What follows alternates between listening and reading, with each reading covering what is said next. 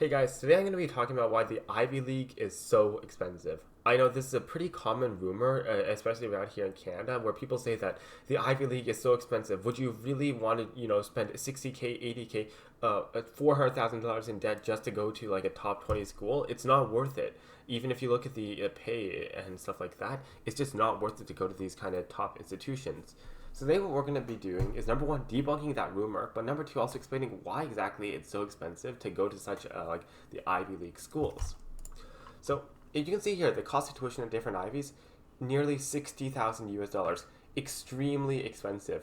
Compared to top non-US universities like U of T, University of Toronto, University of Oxford, or University of Melbourne, it's so much cheaper for domestic students, by the way. This is the same cost for domestics versus internationals. You have no change in the cost of tuition or the cost of attendance for these Ivy League schools. So why is it so much cheaper then in these other top institutions around the world? These are very good. Oxford sometimes ranked above a lot of the Ivy Leagues. It's sometimes ranked above every single Ivy League school, for example. And it's so cheap. It's $11,000 USD. Why would I ever want to go to this Ivy League, and why is it so expensive? Well, there's one pretty big difference that you can see straight away between these institutions. Excluding Oxford, all of these other, so University of Melbourne, University of Toronto, these are all public universities, which means they're run primarily for the benefit of the people, and they get a lot of money from the federal government.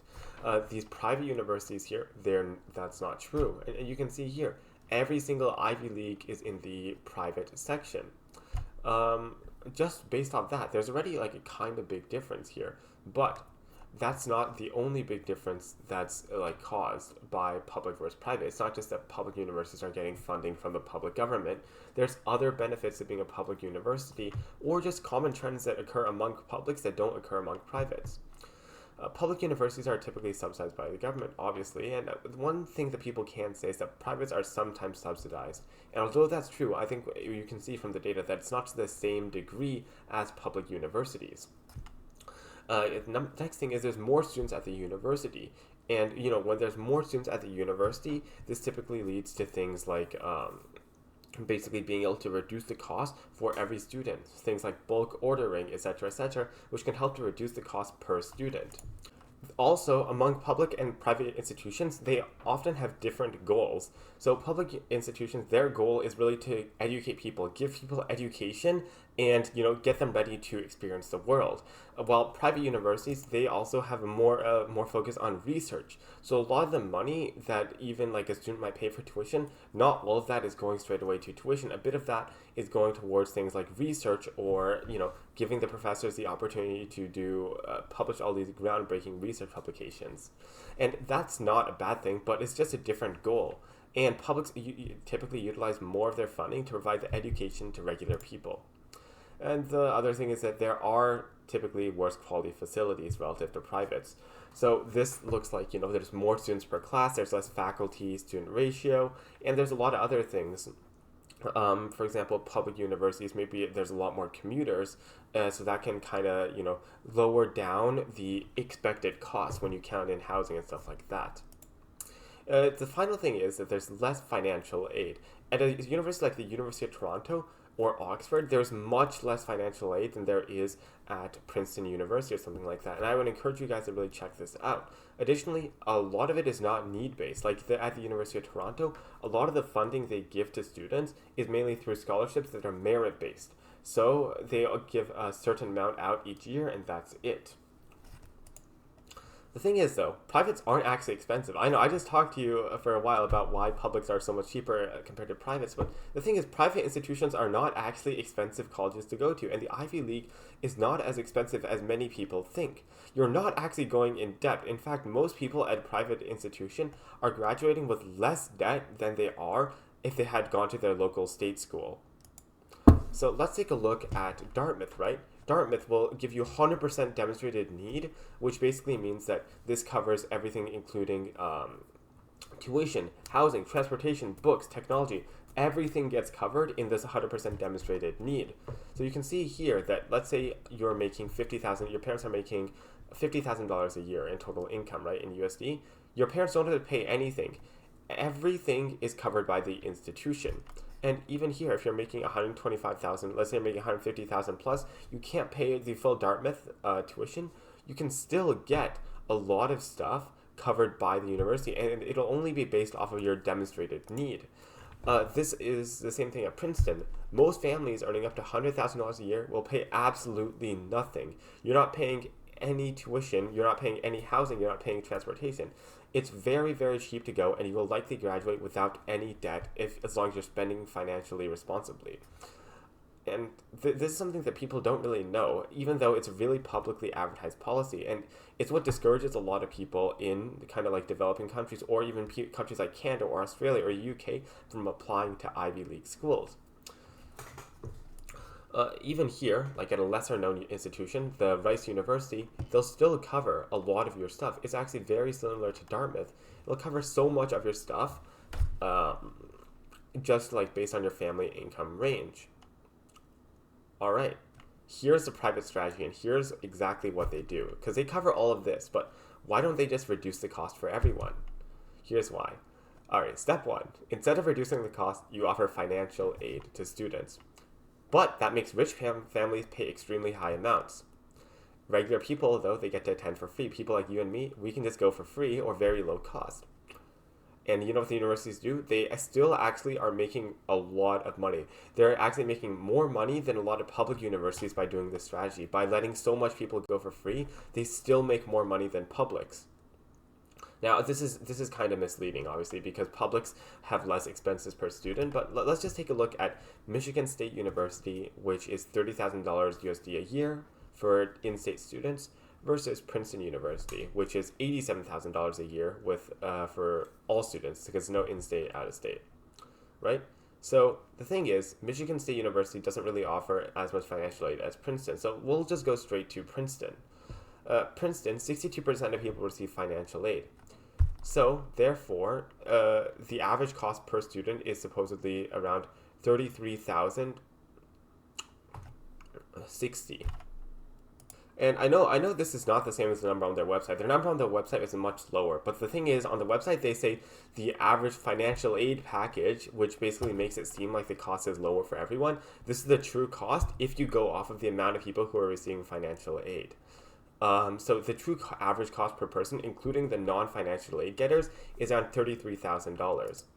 So even if Princeton gave full aid to 62% of its students, which is that's not true, right? Obviously, not everyone's getting full aid. Some people are even just getting like $2,000, $3,000 a year. They still get counted in there. It would still make more dollar per student than Michigan State University.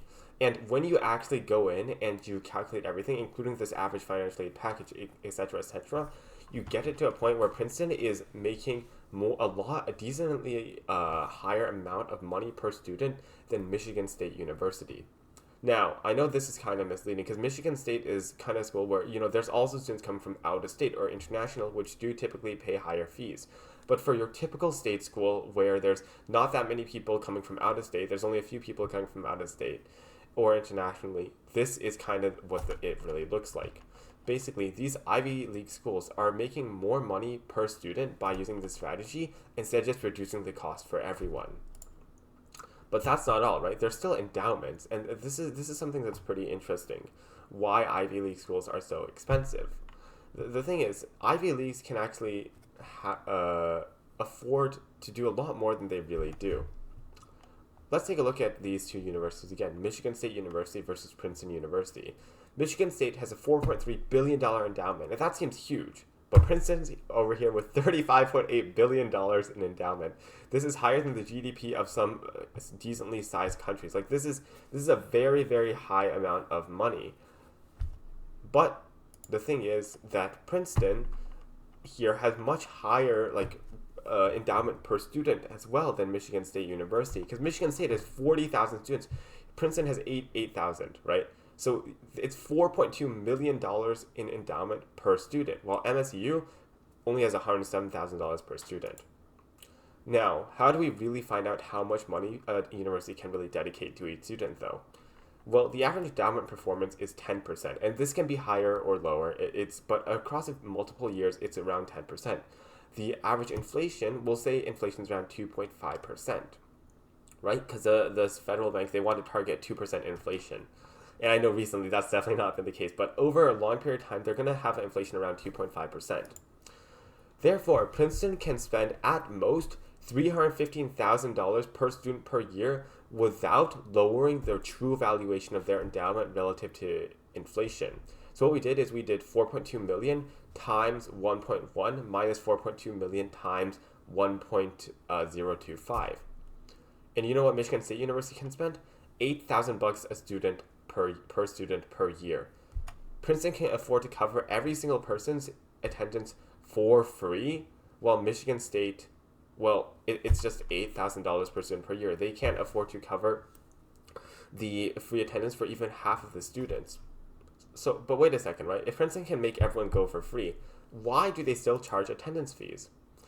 Right? Because many privates, including Princeton, not just Princeton, Harvard, Yale, most of these top private universities, they can become fully free institutions and they can still profit. They just want more dollars, right? That's this is, if we're just being honest, the reason that Ivy League schools and top 20 schools in the United States are so expensive is because they just want more dollars, like the American spirit. They are not actually expensive. For the average student, you can go to an Ivy League institution for relatively cheap. But because the ticket price is so high, these universities can basically use this strategy of milking rich people and allowing like regular people to go for free to make more money per student on average than the regular state university can, while also building up their endowments to be worth billions of dollars. And the reason that they actually still have these huge endowments, right, is because they can also use that money for things like research or research grants, etc., or startup funds, all of those random things to basically, make their university better on the world stage, boost up their rankings, and, accomplish their kind of goals of having a lot of research and bettering the world. And that's why they have this big endowment. And they know that rich people are not, like, even if rich people are spending $80,000 a year, they can afford to spend it. It's not going to be a big amount of money. Someone who's basically able to attend and they have that 80,000, it's not actually a huge cost on the family, basically.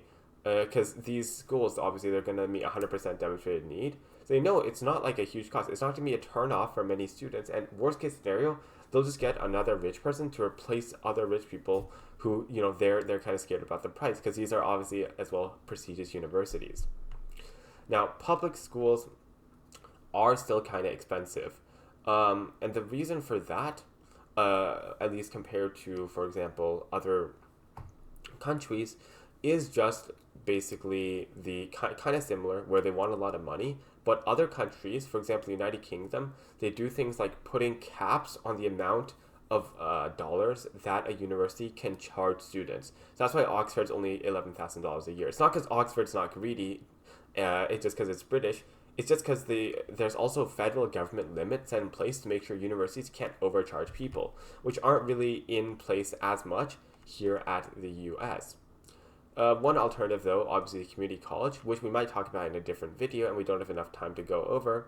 But yeah, private institutions just want more money, but you can still go. And if you are just like me, for example, I know my expected financial contribution is 0, just apply to these schools. And even if they are need aware, if you just look at these endowments, you can kind of understand that even if they are need aware, they're not going to be as scared of a full aid student as you might expect. All right. Good luck to everyone who is still applying to Ivy Leagues. I know we've pumped out 2 videos in the last 2 days because it's winter break starting here in Canada. So, I'm just trying to pump out as much content for you guys as possible. Subscribe if you guys liked it. Like if you guys liked it. Leave any comments. And, all right. Good luck. And I'll see you guys in March when all our Ivy decisions start coming out. But obviously more content before then.